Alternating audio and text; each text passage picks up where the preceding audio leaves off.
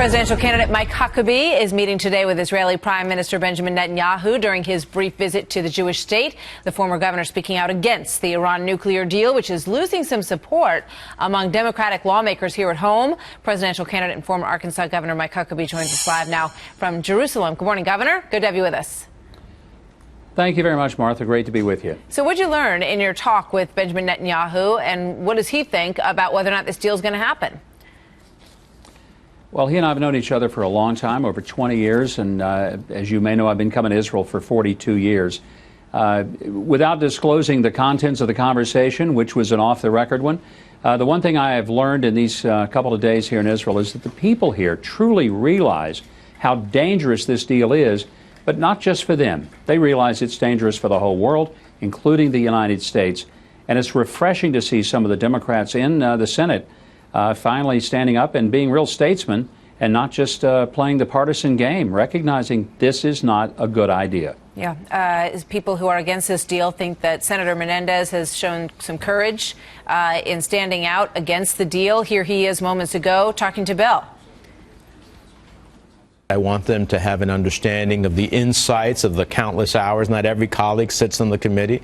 Not every colleague necessarily had all the access that I had. I want them to have a full understanding of both the flaws of the agreement and that there is also a plan B, because I think many colleagues believe that the agreement is deeply flawed.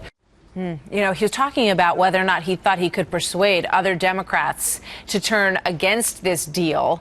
And he says, you know, there is a plan B. And the administration basically told us the plan is either this plan or war. That's one of the problems that has beset this administration. They always present it as if their idea is the only one and that the option is somehow catastrophic. This deal is catastrophic because this deal doesn't even meet the criteria that President Obama, John Kerry, and Secretary Moniz originally said had to happen, like anytime, anywhere inspections, not letting the Iranians have enrichment, being able to inspect on military installations. All of this went out the window, and they rushed toward a deal that didn't even get hostages back, empowers the Iranians with $150 billion. They've already made deals with the Russians to buy 4 S-300 missile systems. This is before the deal is even fully engaged, and they're already out basket shopping for weaponry. Yeah, this is why I think a lot of people, like the senators, are realizing they've got to oppose this and serve their people, not just the Obama administration. I mean, it's interesting to note that it could be difficult to put any of this back in the bottle, as you say. They've already started proceeding as though it's a done deal and spending some of the money that they will be that they've already started to get. I do want to ask you another question about politics here at home. Hillary Clinton got some very tough questions from Ed Henry yesterday. In terms of the FBI saying that they think that she did attempt to wipe that server clean, and they do think they can get some of what was on there back. How does this look for her? It looks really bad because this is not just a political issue. This is a legal issue. And the fact that they found that this server was actually in a Denver apartment bathroom, it gives whole new concept to the idea that it was wiped clean. What a disaster for Hillary Clinton this has turned out to be. This is a little mom and pop technology company that just happened to be big donors to the Democratic Party.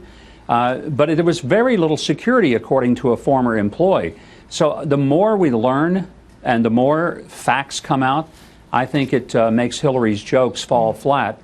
But the worst thing that could happen to Hillary is beginning to happen. Her email disaster is becoming the butt of every comedian's jokes. And that is not a good place for any politician to want to be. All right. Speaking about places where politicians are, I just looked at the Real Clear Politics average. It has you at 4.3% right now among the GOP candidates out there. How long do you hang in if the numbers don't move higher? Well, they're looking better for me than they do for most of the 17 people on this stage. And frankly, the numbers at this point really don't mean much. If they did, Rudy Giuliani would have been 2-1 the favorite in 2007 at this point, followed by Fred Thompson, followed by Mitt Romney. 4 years ago, it would have been Rick Perry, followed by Michelle Bachmann. So anybody who thinks that this is the complete harbinger of where the race is going to be in February hasn't applied the template from previous years. What do you think makes or break Donald Trump? I think it's yet to be seen. And, I've kind of taken the position that Trump is getting all the publicity he needs without my assistance. So I'll focus on my campaign, my views, my platform. Donald Trump is certainly getting enough air in his balloon to float him just about anywhere, including up to the altitude at which his helicopter flies. All right, Governor Huckabee, great to see you today. Thank you very much for being with us. Thank you. Sounds like a good debate line, right? It sure the does. Bathroom.